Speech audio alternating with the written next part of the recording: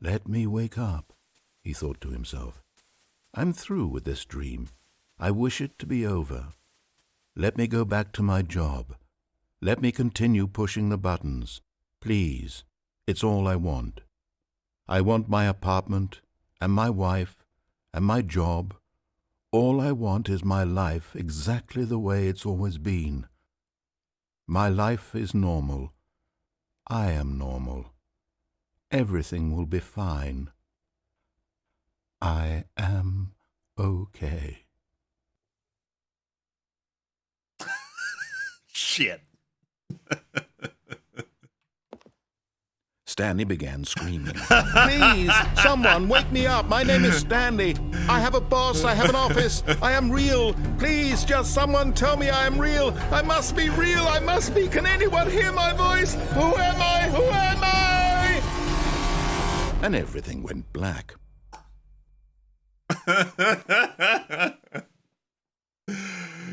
This is the story of a woman named Mariella. A woman named Mariella? Mariella woke up on a day like any other. What? She arose, got dressed, gathered her belongings, and walked to her place of work.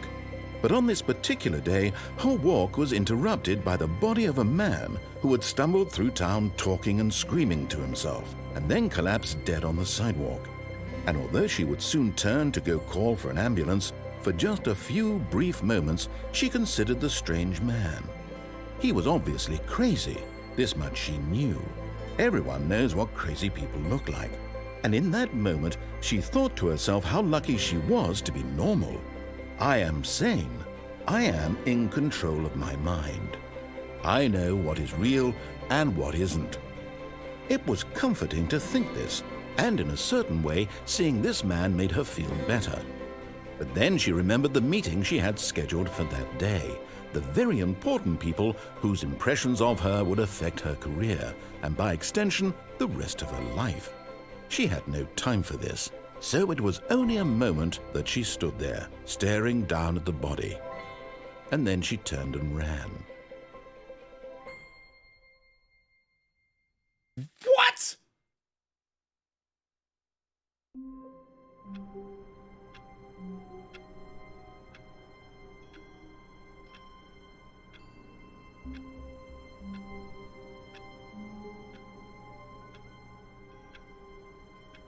Don't forget your booties, because it's cold. It's cold out there every day.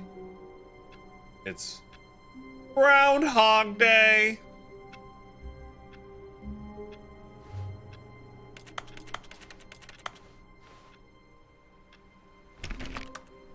All of his co-workers were gone. What could it mean? Stanley decided to go to the meeting room. Perhaps he had simply missed a memo. No matter how hard Stanley looked, he couldn't find a trace of his co-workers.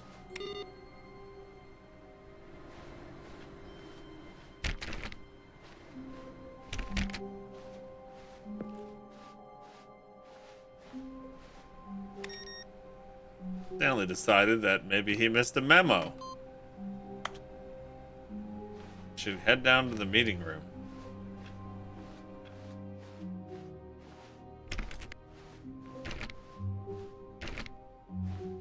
When Stanley came to a set of 2 open doors, he entered the door on his left.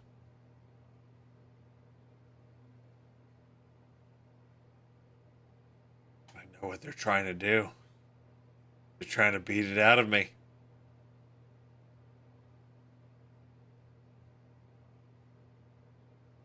They're trying to make me.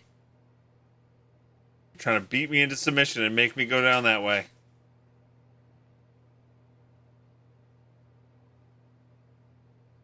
Go down that way. Just do it. I've been resisting the whole time. You have to do it. And I've seen some shit. Have you? I have. Yeah? Man. Okay. They want me to go left so bad. Do it.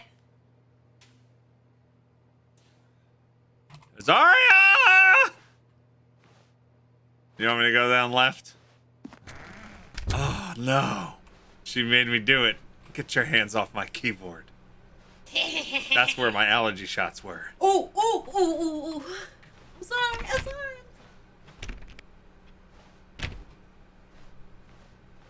My God. This game is really weird. Is it? Yes. Yeah? Yes, but I've laughed a ton. Good. Yet there was not a single person here either. Feeling a wave of disbelief, Stanley decided to go up to his boss's office, hoping he might find an answer there.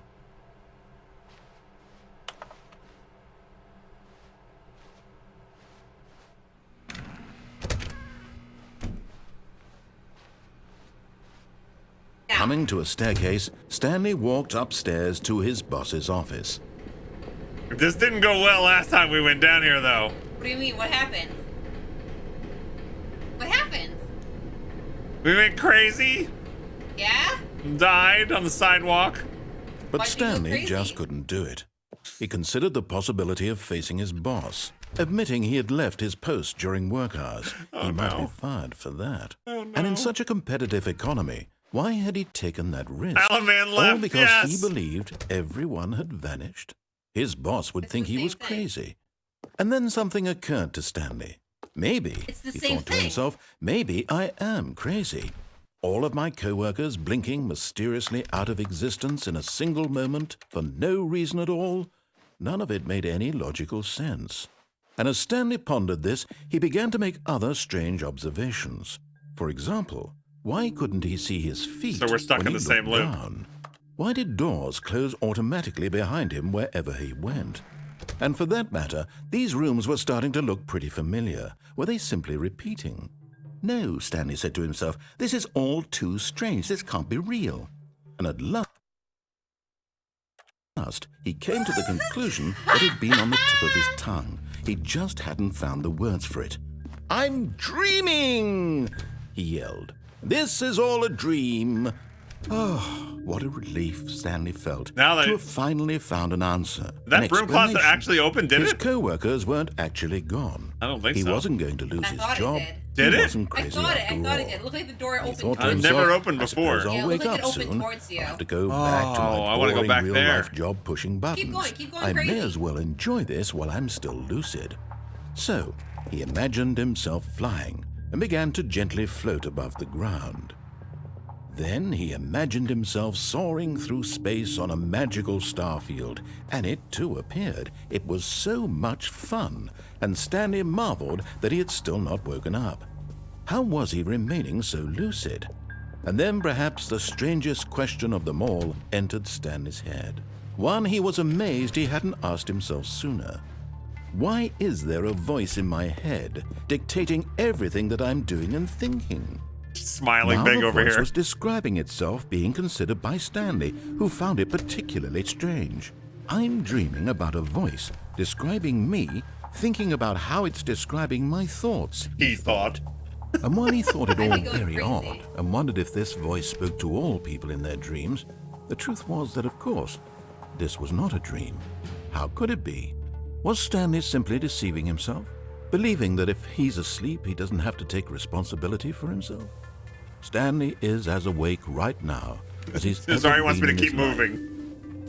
Now, hearing the voice speak these words was quite a shock to Stanley. After all, he knew for certain, beyond a doubt, that this was in fact a dream.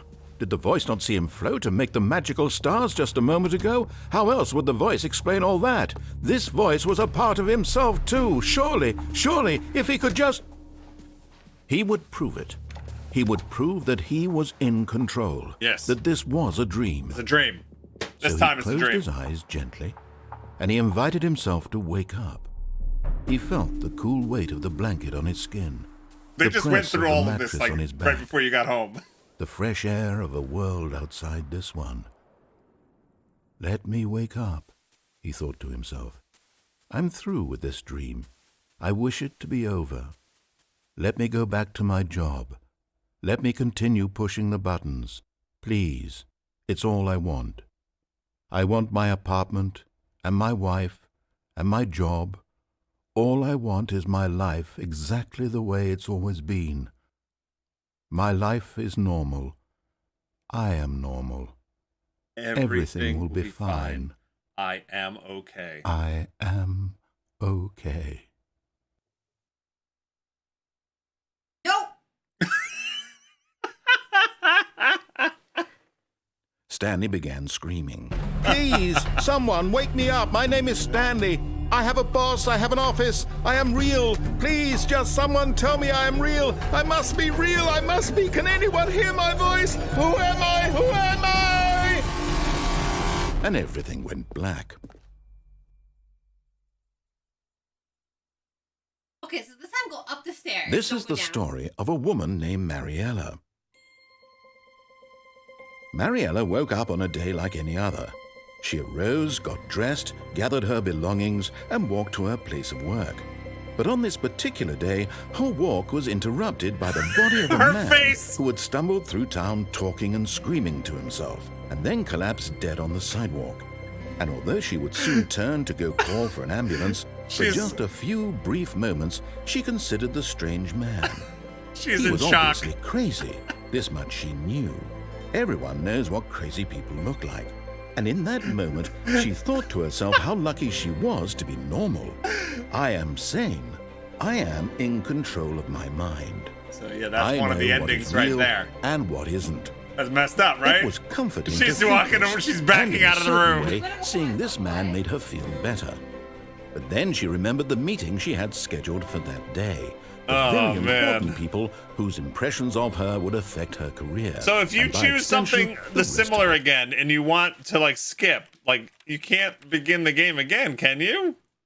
Will that erase all the progress? I mean, I don't even know if I have any progress at this point. She had no time for this, so it was only a moment that she stood there, staring down at the body. That is a messed up ending. And ran. That is a messed up ending right there. You do have progress. Okay. So starting over is not what I want. All right, let's not have that exact thing happen again. Gone. What could it mean? But can I get in the broom decided closet? to go to the meeting room. Perhaps he had simply missed a memo.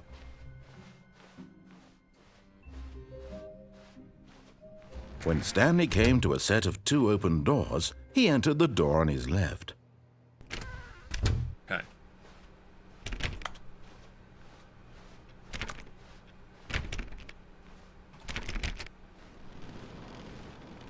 Magic Zipper, please don't tell me things like that. Because now when I actually do that, I won't be surprised by something happening. Okay? I've never played this before, so let me just explore and figure things out. Thank you. Yet there was not a single person here either. Feeling a wave of disbelief, Stanley decided to go up to his boss's office, hoping he might find an answer there. It opened up this time. Stanley stepped into the broom closet, but there was nothing here, so he turned around and got back on track.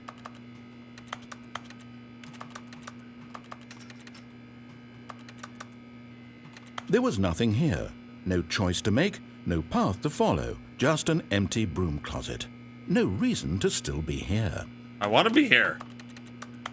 I want to be here. I want to be here.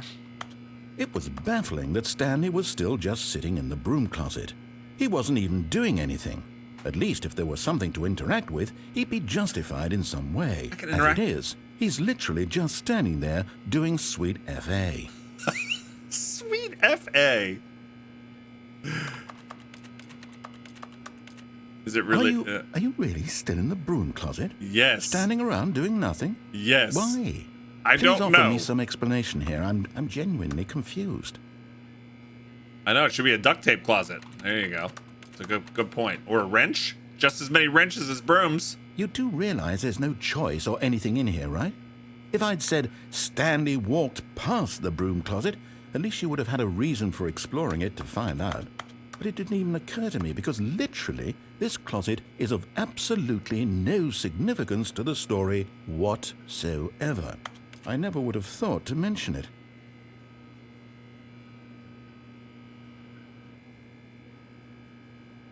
Maybe to you this is somehow its own branching path. Maybe when you go talk about this with your friends, you'll say, "Oh, did you get the broom closet ending? The broom closet ending was my favorite." I hope your friends find this concerning.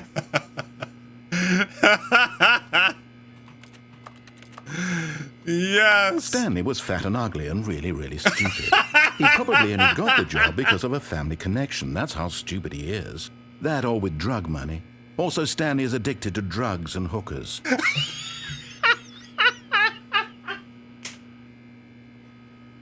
Well, I've come to a very definite conclusion about what's going on right now. You're dead.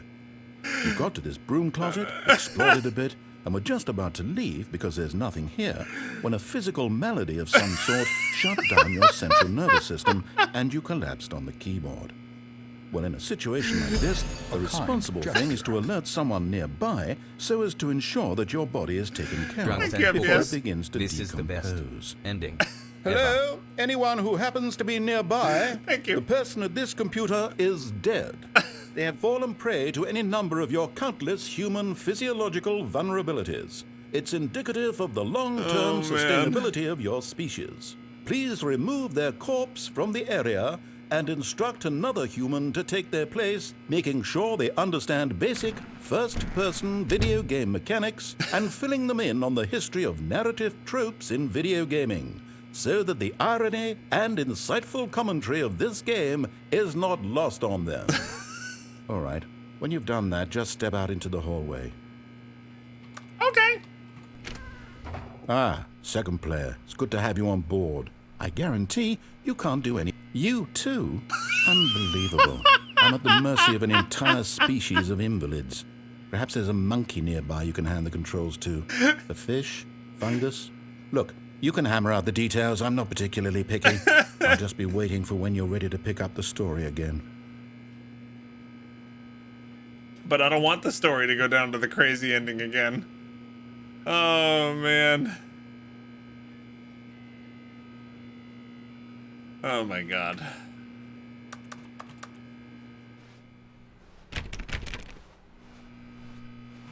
I was supposed to spend more life in the broom closet. That was really funny. All right.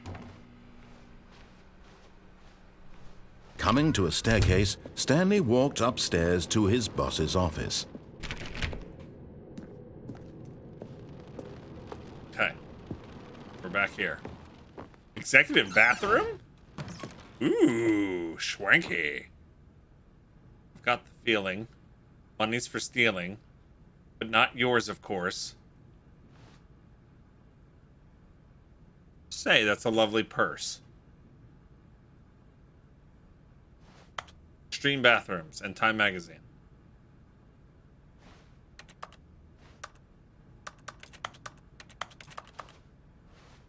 I got the feeling money's for stealing, but not yours, of course. That's a lovely purse.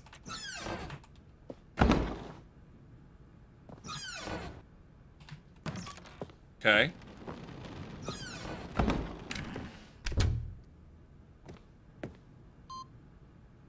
Awaiting input. Input received. Oh, we haven't been this way.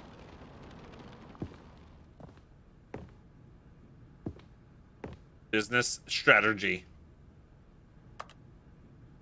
Is that Shapes magazine? Shapes and Doors Monthly.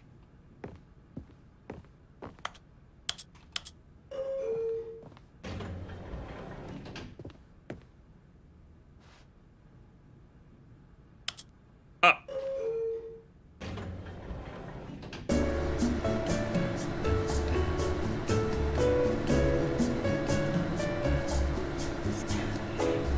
Did it just say Stanley? Stanley.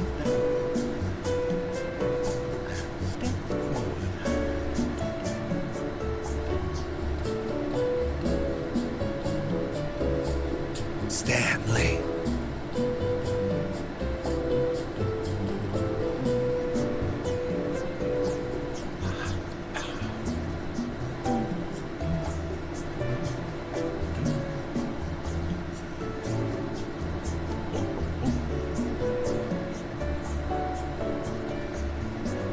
Did you know there's a Spotify channel for elevator music? I wouldn't doubt it.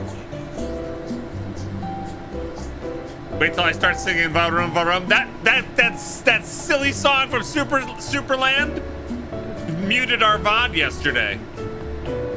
Varum Varum.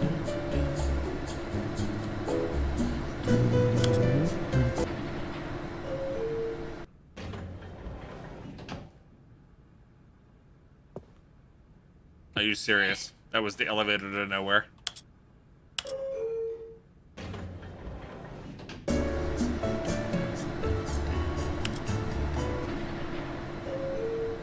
Boom, boom. What? That elevator goes nowhere. Just like the elevator at work yesterday, it went nowhere. Stepping into his manager's office, Stanley was once again stunned to discover not an indication of any human life. This is different than Shocked, last time. Unraveled, Stanley wondered in disbelief who orchestrated this, what dark secret was being held from him. What he could not have known was that the keypad behind the boss's desk guarded the terrible truth that his boss had been keeping from him. And so the boss had assigned it an extra secret PIN number, 2845. But of course, Stanley couldn't possibly have known this.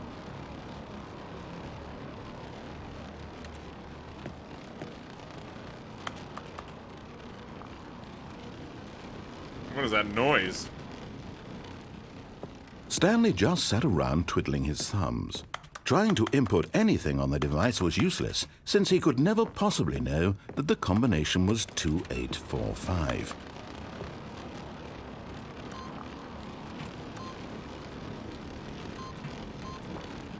"2845.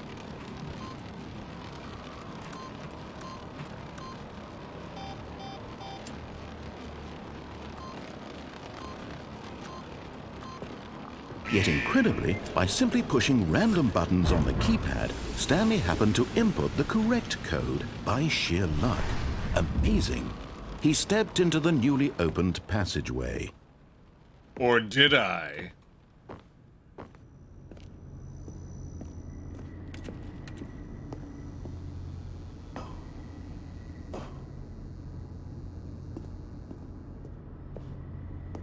This is where I live now, in this corner, behind the thing.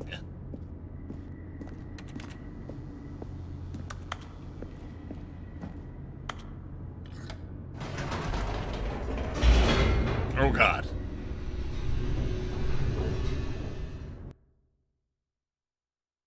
Go outside, go ahead. Descending deeper into the building, Stanley realized he felt a bit peculiar. It was a stirring of emotion in his chest, as though he felt more free to think for himself, to question the nature of his job. Why did he feel this now, when for years it had never occurred to him? This question would not go unanswered for long. Are we on Tip Spits? We are $3 shy of the first giveaway of the day. Stanley walked straight ahead through the large door that read Mind Control Facility. Escape. Mind control facility or escape. All right, what are we doing? I've been disobeying this the entire day.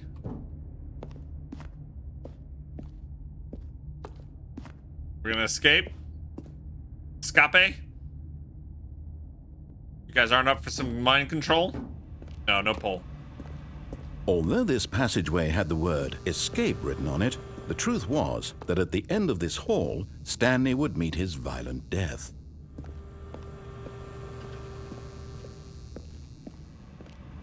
But of course, Stanley thought better of it and realized he simply had too much to live for.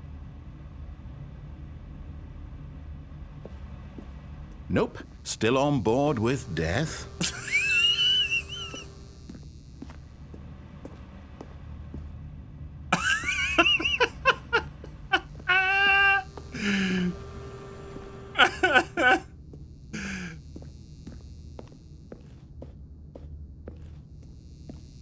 I love that. The door behind him was not shut. Stanley still had every opportunity to turn around and get back on track. My God. At this point, Stanley was making a conscious, concerted effort to walk forward and willingly confront his death. That's right. Oh boy. Oh, that looks like death. Oh well.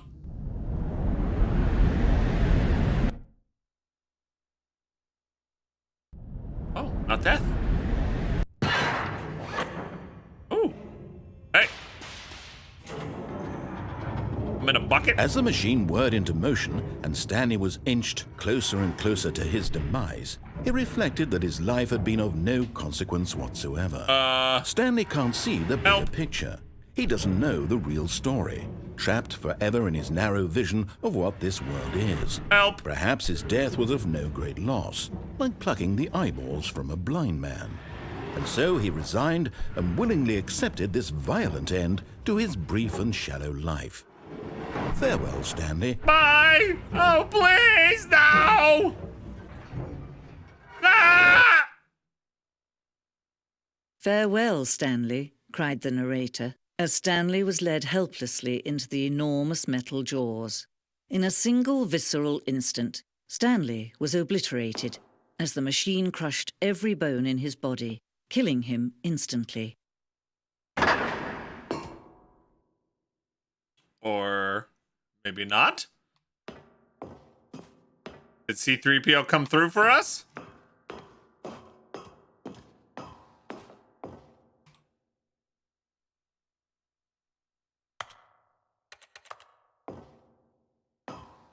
And yet it would be just a few minutes before Stanley would restart the game, back in his office, as alive as ever. What exactly did the narrator think he was going to accomplish? Exactly. When every path you can walk has been created for you long in advance, death becomes meaningless, making life the same. Do you see now? Do you see that Stanley was already dead from the moment he hit start? Now I see, but you gotta explain it to me. And this is where I started. Alright, there's my office. We walk down. Office layout. The blueprint shows the office from the beginning of the game. The path from Stanley's office to the 2 doors was the first part of the game that was built. Sections have been added and altered throughout development, though the core layout remains identical to the first iteration. Go down here, you make your left, and then you have to choose left or right. The pacing of this opening section was important to get right. This corridor had been moved and altered to make sure the player reaches the 2 doors in good time. Stanley's computer. I love this. It's like a little museum. The set of 2 open doors was the very first concrete piece of the Stanley Parable's design. Once the room was created, the rest of the game emerged as an extension of it, an exploration of the contradiction this room posed. I never really went like fully left, did I? Just kind of enjoyed it. The nature paintings on the walls.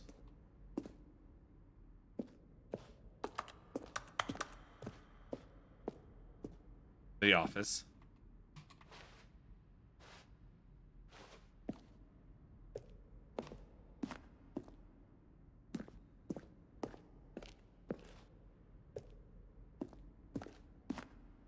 Filing cabinets.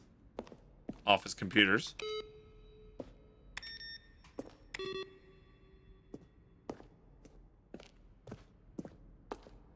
Button sounds. A selection of sounds used throughout the game. When the buttons are pressed, each sound is a mix of keyboard stroke and a synthesized tone.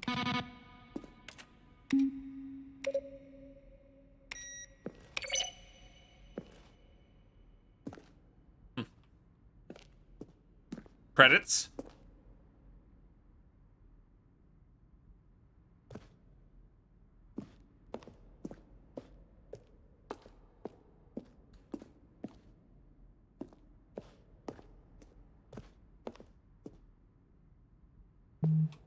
That scared me. My phone. Maintenance room.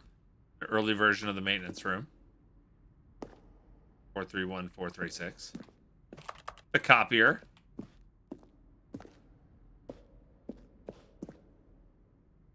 There's the room I love. The break room. In December 2018, we announced the Ultra Deluxe version of the Stanley Parable at the Game Awards. These are screenshots of the videos we made for the announcement and the game's delay.